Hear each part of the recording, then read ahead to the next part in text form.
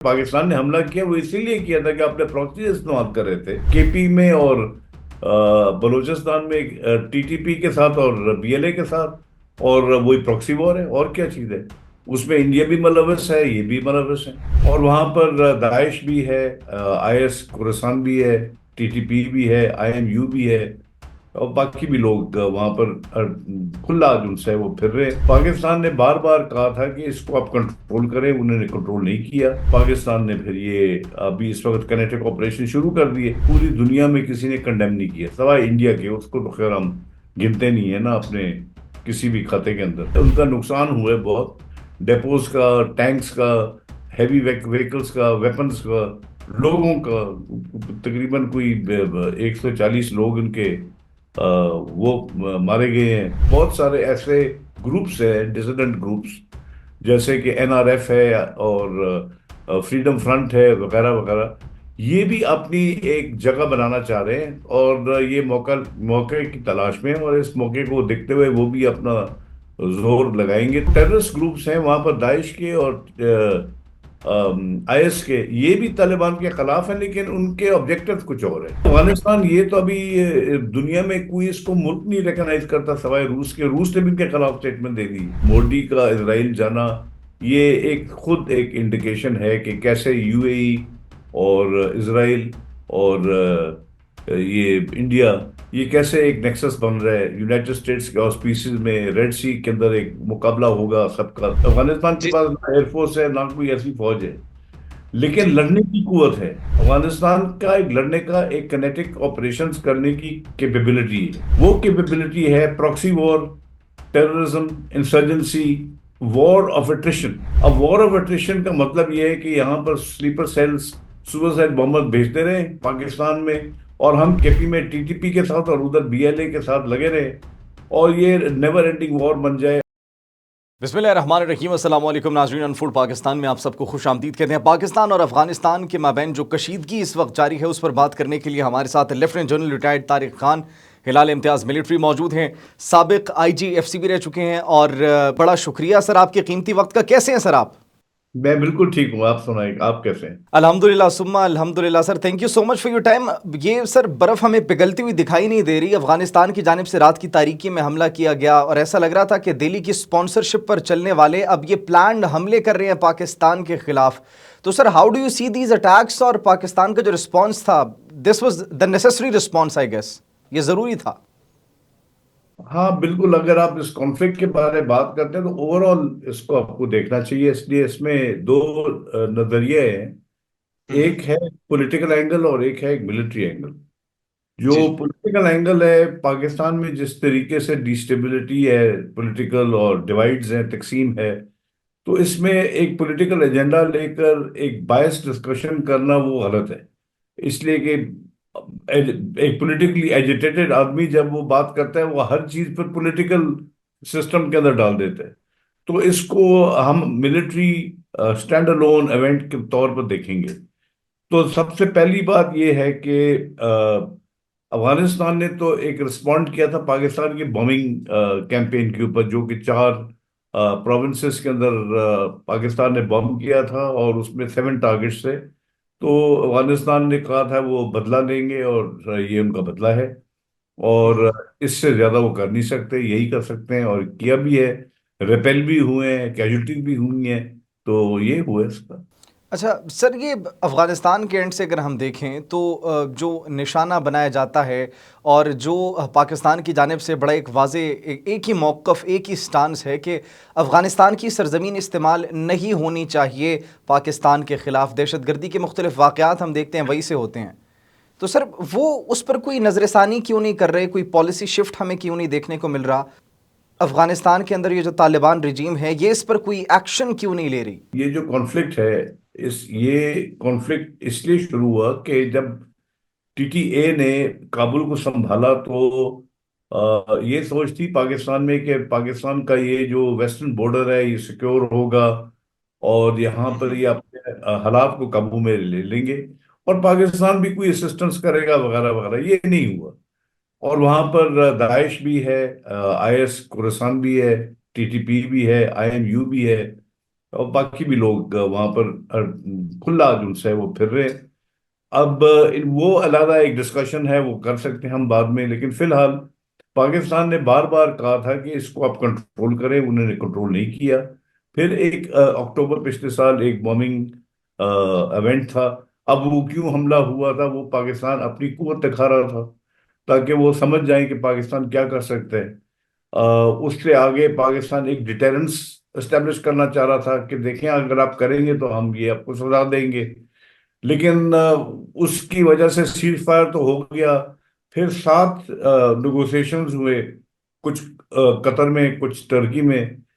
उस पर कोई मुआहदा जिनसे उस पर समझौता नहीं हुआ। पाकिस्तान की रिक्वायरमेंट ये है कि कोई वेरिएबल वेरीफाएबल कोई एग्रीमेंट करे जिसके अंदर हमको सर्टिफाई हो जाए कि जी ये चीज वो रोकेंगे टेररिज्म अपनी जमीन से। थर्ड पार्टी वेरिफिकेशन भी हो सकती है। साथ साथ पाकिस्तान को अपने इलाके में भी कुछ करना चाहिए, इसलिए कि यहाँ पर अंदर होम ग्राउंड भी है, वो तो एक अलग कहानी है। बहरहाल ये सारा इसकी वजह से ये बढ़ता गया। जनवरी फरवरी इस साल तो बहुत ज्यादा हो गया था। जब ज्यादा हुआ, वार्निंग के बावजूद पाकिस्तान ने फिर ये अभी इस वक्त किनेटिक ऑपरेशन शुरू कर दिए। और इसका आप नतीजा देखें कि किसी में पूरी दुनिया में किसी ने कंडेम नहीं किया सवाए इंडिया के, उसको तो खैर हम गिनते नहीं है ना अपने किसी भी खाते के अंदर। तो एग्जैक्टली। उन्होंने इस पर किसी मुल्क ने कोई ऐसा कंडेम नहीं किया, यूनाइटेड नेशंस तक कंडेमनेशन नहीं हुई। अब उसके सिलसिले में रशिया है और ईरान भी है और कतर भी है, सऊदी अरेबिया भी है, जो कह रहे हैं कि जी हम आपके दरमियान मेडिएट कर सकते हैं। मैं सोचता हूँ कि पाकिस्तान को अभी कोई मेडिएशन की जरूरत नहीं है, और अगर मेडिएशन करना भी है, सीज फायर नहीं करें। अच्छा सर, पाकिस्तान की जानिब से जो रिस्पॉन्स था वो रिस्पॉन्स ठीक था? क्योंकि ये खबरें मौसूल हो रही हैं कि बड़ी पोस्टों पर वो भाग भी गए हैं अपने साथियों को छोड़कर, और उनको बड़ा एक हैवी नुकसान पहुंचाया गया, जिस तरीके से उनके हेडक्वार्टर्स को निशाना बनाया गया। बिल्कुल उनके कोर हेडक्वार्टर्स को निशाना बनाया गया, लेकिन उनके कोर हेडक्वार्टर मैं समझा दूं, उनके कोर हेडक्वार्टर एरिया वाइज होते हैं, हमारी तरह नहीं है जहां पर डिवीजन होते हैं उसमें।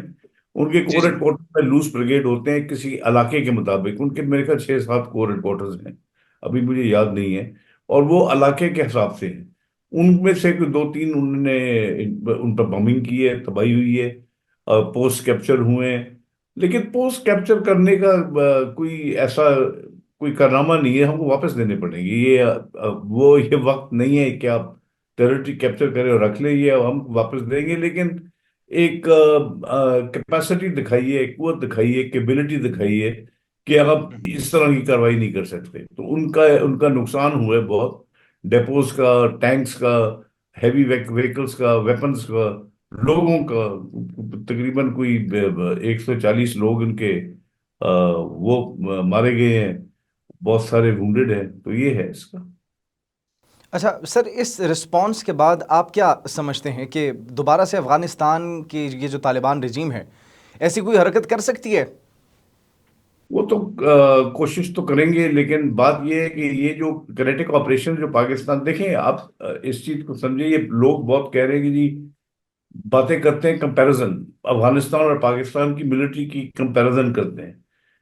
जो आपने सवाल पूछा है इसमें ये कंपैरिजन तो है, लेकिन कंपैरिजन बनता नहीं है। अफगानिस्तान के जी पास ना एयरफोर्स है ना कोई ऐसी फौज है, लेकिन जी। लड़ने की कुवत है। अफगानिस्तान का एक लड़ने का एक किनेटिक ऑपरेशंस करने की कैपेबिलिटी है। उसको समझना चाहिए वो क्या कैपेबिलिटी है। वो कैपेबिलिटी है proxy war, terrorism, insurgency, war of attrition. अब वॉर ऑफ एट्रिशन का मतलब यह है कि यहाँ पर स्लीपर सेल्स, सुसाइड बॉम्बर भेजते रहे पाकिस्तान में, और हम केपी और बीएलए, केपी में टीटीपी के साथ और उधर बीएलए के साथ लगे रहे, और ये नेवर एंडिंग वॉर बन जाए और एट्रिशन हमारी होती रहे और हम कमजोर होते रहे। अब उसमें गवर्नेंस भी कमजोर हो जाती है, एडमिनिस्ट्रेशन भी कमजोर हो जाती है, कम्युनिकेशन कमजोर हो जाता है, और मुल्क के अंदर काफी डिवाइड तकसीम पैदा हो जाती है। लिहाजा हमने वॉर ऑफ एट्रिशन में नहीं जाना। और अगर हमको धकेलने की कोशिश करते हैं तो हम अपने पिच पर खेलना चाहिए, हमारे पिच के ऊपर। हमारा पिच है conventional kinetic operations, air and land operations, conventional. तो उसके अंदर हमने वही इस्तेमाल किया इनके खिलाफ। अब सवाल ये पैदा होता है कि ये कितनी देर हमसे लड़ते लड़ते रहेंगे। ये उस वक्त तक लड़ते रहेंगे जब तक इनकी लीडरशिप कायम है, इनके एमिनिशन कायम है, इनके रिसोर्सेस कायम है, इनका कम्युनिकेशन इंफ्रास्ट्रक्चर कायम है, कम्युनिकेशन सेंटर कायम है। तो वही तो हम तबाह कर रहे हैं। तो जैसे ये लड़ते रहेंगे और ये और तबाही मचती रहेगी तो उनकी कुवत कम होती रहेगी, लिहाजा वो ये ऑपरेशन नहीं कर सकेंगे और वो आहिस्ता आहिस्ता खत्म हो जाएगा। उनके पास फिर ऑल्टरनेटिव यही है कि नेगोशिएटिंग टेबल पर आए और जिस तरीके से एजुकेटेड लोग हैं बात करते हैं तो उस तरीके से बातचीत करें। अच्छा सर, यही सवाल मैं अगला करने वाला था कि ये जो काइनेटिक ऑपरेशंस है ये किस हद तक आगे जा सकते हैं, और पाकिस्तान अभी जो कर रहा है, जो रिटालिएट कर रहा है, तो ये अभी तक जिस लेवल पे रिटालिएशन हम देख रहे हैं, तो ये इतनी काफ़ी है या ये एस्केलेट भी हो सकती है? नहीं, इसमें एस्केलेशन की यार इतना रहने की कोई बात नहीं है। जैसे है बस चलता रहे। सिर्फ जो मैं तो खैर जानता नहीं हूँ कि अंदर क्या हो रहा है, इसलिए कि मुझे कोई ऐसा इंफॉर्मेशन मेरे पास नहीं है। लेकिन ये जो अभी लोग रोकने की कोशिश कर रहे हैं, पहले भी रोका था, ये पाकिस्तान को रुकना नहीं चाहिए। इसको एक अपने कंक्लूजन पर ले जाए ताकि ये बात एक दफा फॉर वंस शुड फिनिश। तो अभी वहां पर पहुंचने के लिए पाकिस्तान को ये मुसलसल ये हमले करने चाहिए जब तक अफगानिस्तान या तो कह दे कि चल लेट्स नेगोशिएट और ऑन प्रॉपर टर्म्स, और एक थर्ड पार्टी एवेल्युएशन यहाँ पर साथ आ जाए जो कि मेडिएशन करे और वो असिस्ट करे। अगर ये नहीं मानते इसमें तो फिर इसका नतीजा कुछ और निकलेगा। इसलिए इस किस्म की बमबारी के साथ उनका जब लीडरशिप डिसरप्ट हो जाती है, लीडरशिप और कमांड कंट्रोल, तो यहाँ पर बहुत सारे ऐसे ग्रुप्स हैं, डिसिडेंट ग्रुप्स, जैसे कि एनआरएफ है और फ्रीडम फ्रंट है वगैरह वगैरह, ये भी अपनी एक जगह बनाना चाह रहे हैं और ये मौके की तलाश में हैं। और इस मौके को देखते हुए वो भी अपना जोर लगाएंगे। तो इस रजीम को इधर रहना, ये बड़ी अनपॉपुलर रजीम है, कोई इलेक्टेड रजीम तो नहीं है, लेकिन ये इनका रहना फिर हुकूमत में जो है वो मुश्किल हो जाता है। लेकिन पाकिस्तान को इस रजीम को चेंज करने बिल्कुल नहीं चाहिए। अपना हम सिर्फ अपना मौकफ रखना चाहिए कि टेररिज्म नहीं करें अब यहाँ पर पाकिस्तान में। सर, ये रिजीम की जो आपने बात की, अफ़गानिस्तान के अंदर भी काफ़ी ग्रो, और वहाँ की जो अवाम है वो ख़ुद इस रिजीम के काफ़ी ख़िलाफ़ हैं, एहतजाज भी होते हैं और कुछ ख़बरें भी मौसूल होती हैं ऐसी कि अंदरूनी इख्तिलाफ़ात काफ़ी हद तक बढ़ चुके हैं इनके आपस में भी। इसमें आप हकीकत देखें ना, एक लीडरशिप ऐसी है जो कि इनविजिबल है, वो नजर ही नहीं आती, पता नहीं जिंदा है मर गया है क्या है वो हमें नहीं पता। दुनिया में ऐसे कोई बैकवर्ड किस्म की लीडरशिप है ही नहीं। जिसके नोट्स और सिस्टम जो नोट्स के ऊपर गवर्नमेंट हुकूमत चलती है, चिटों के ऊपर, देर इज कोई ऐसा फॉर्मल कम्युनिकेशन सिस्टम नहीं है। वो लोग अब बिल्कुल इरेलेवेंट हो गए हैं। इसमें औरतों को जो उनसे है वो कहते हैं कि मस्जिदों के बाहर आप पैसा मांगें लेकिन आपको एजुकेशन नहीं मिलेगी। तो तालीम वो नहीं। आधी आधी आधी आधी पॉपुलेशन तो वैसी का वैसी वो हो जाता है। और बिल्कुल। दूसरा फिर ये जो जिस तरीके से अपना एक शरिया लगाना चाहते हैं ये लोग मानते नहीं है। तो इलेक्टेड तो है भी नहीं, ना इलेक्शन हुआ है वहां पर। तो फिर एक प्रॉब्लम तो है वहां पर, लोग तो नहीं चाहते। तो नॉर्दर्न रेजिस्टेंस फ्रंट भी है और एक फ्रीडम फ्रंट भी है जो अभी काबुल में है। ये लोग हैं। इसके अलावा जो टेररिस्ट ग्रुप्स हैं वहां पर, दाइश के और आईएस के, ये भी तालिबान के खिलाफ हैं लेकिन उनके ऑब्जेक्टिव कुछ और है। तो लिहाजा अफगानिस्तान के अंदर बहुत सारे ऐसे कॉन्फ्लिक्ट ग्रुप्स हैं जो कि आपस में भी लड़ रहे हैं। इनका वहां पर इस तरह रहना इस किस्म की तबाही के बाद बहुत मुश्किल हो जाएगा। अच्छा सर, अभी आपने ज़िक्र किया कि ये प्रॉक्सी वॉर्स के थ्रू नुकसान पहुंचाने की कोशिश भी कर सकते हैं। तो अभी जिस तरीके से पाकिस्तान ने, पाकिस्तानी आर्म्ड फोर्सेस ने ऑपरेशंस किए, इनको भारी नुकसान पहुंचा, तो पाकिस्तान के ख़िलाफ़ ये अपनी प्रॉक्सीज़ को इस्तेमाल कर सकते हैं क्या? वो तो कर रहे थे ना, वो तो इस अटैक, ये जो पाकिस्तान ने हमला किया वो इसीलिए किया था कि अपने प्रॉक्सी इस्तेमाल कर रहे थे। और कुछ तरीका पाकिस्तान को या तो इंगेज करें केपी में और बलूचिस्तान में टीटीपी के साथ और बीएलए के साथ, और वही प्रॉक्सी वॉर है और क्या चीज है। उसमें इंडिया भी मुलव्वस है, ये भी मुलव्वस है। अच्छा सर, फिर इसकी टाइमिंग भी बड़ी वो अनयूजुअल थी। पहले भी जब अफगानिस्तान के वज़ीर ख़ारजा दौरा करते हैं भारत का, पीछे से मिस एडवेंचर करने की कोशिश करते हैं। अभी नरेंद्र मोदी इसराइल गए हैं तो वहाँ से पीछे से एक मरतबा फिर से इन्होंने रिटालिएट कर दिया, हमला कर दिया पाकिस्तान पर। और वो उससे कोई मैं को अनरिलेटेड किस्म का एक एनवायरनमेंट है, लेकिन मोदी का इजराइल जाना ये एक खुद एक इंडिकेशन है कि कैसे यूएई और इजराइल और ये इंडिया, ये कैसे एक नेक्सस बन रहा है यूनाइटेड स्टेट्स के ऑस्पिसेज में, रेड सी के अंदर एक मुकाबला होगा सबका, तो वो एक अलग चीज है। ये अफगानिस्तान, ये तो अभी दुनिया में कोई इसको मुल्क नहीं रिकॉग्नाइज करता सिवाय रूस के। रूस ने भी इनके खिलाफ स्टेटमेंट दे दी। तो सर अफ़गानिस्तान के साथ फिर अब आप क्या समझते हैं कि पाकिस्तान का रिस्पॉन्स इन फ्यूचर कैसा होगा? कोई बर्फ़ पिघलने के इम्कानात आपको नज़र आ रहे हैं? नहीं, इसमें पिघलने की बात नहीं है। इसके अंदर देखें, इसमें चार पांच ये जो से कंकरेंट इनिशिएटिव लेने चाहिए पाकिस्तान को, और मुझे यकीन है लिया होगा। एक तो किनेटिक ऑपरेशन शुरू कर दिए। जी। दूसरा एक जो सा है बायलेटरल कोशिश करनी चाहिए कि हम आपस में भी बात कर सकें, अगर कर सकते हैं तो किसी लेवल के ऊपर। तीसरा, डिप्लोमेटिक इंटरनेशनल डिप्लोमेसी करें ताकि रीजन के अंदर मुल्क को साथ मिलाएं डिफरेंट रीजन्स में, और कोशिश करें कि एक ग्रुप बनाएं जिसके अंदर हम अफगानिस्तान के ऊपर जो उनसे कोई डिप्लोमेटिक प्रेशर डाल सकते हैं। चौथा, इकोनॉमिक लेवरेज है जो कि हमको इस्तेमाल करना चाहिए। तो मैं समझता हूँ एक हाइब्रिड अप्रोच होना चाहिए जिसके अंदर ये सारी चीजें शामिल होनी चाहिए। सर बस आखिर में जाते जाते ये भी, इस बात पर भी हम आपसे राय लेना चाहेंगे कि ये जो पाकिस्तान ने काइनेटिक ऑपरेशंस किए, these were not against Afghanistan, ये तालिबान रिजीम के खिलाफ थे और उन प्रॉक्सीज के खिलाफ थे। तो यही बायलेटरल जो प्रोपागेंडा और कम्युनिकेशन है उसके अंदर हमें क्लियर करना चाहिए कि अफगानिस्तान के लोग तो पाकिस्तान और Afghanistan they are brother countries. हमने एग्जैक्टली। तालिबान के साथ हमने कोशिश करें कि पश्तून से बात करें ना, तालिबान से बात मत करें। तालिबान से अब क्या बात करेंगे? आइडियोलॉजी पे बात करेंगे, शरिया पे बात करेंगे। अगर आप पश्तून से बात करेंगे तो पश्तून के साथ आप पॉलिटिकल बात करेंगे। तो इसमें जो पश्तून भी हैं, जो सियाने हैं, जो कि अक्लमंद हैं, वो फिर तालिबान से थोड़ा हटकर एक ग्रुप बना सकते हैं। तो कोशिश ये करनी चाहिए कि एक पॉलिटिकल डिस्कशन करें। दूसरा, जो लोग हैं उनको एंगेज करें ताकि पीपल टू पीपल कांटेक्ट वो रहे, कायम रहे। हम अफगानिस्तान के दुश्मन नहीं है ना, हमने लफ्ज दुश्मन इस्तेमाल किए। उन्होंने एग्जैक्टली। जरूर किया, तालिबान ने, हमने नहीं किया। ये हमारे दुश्मन नहीं है।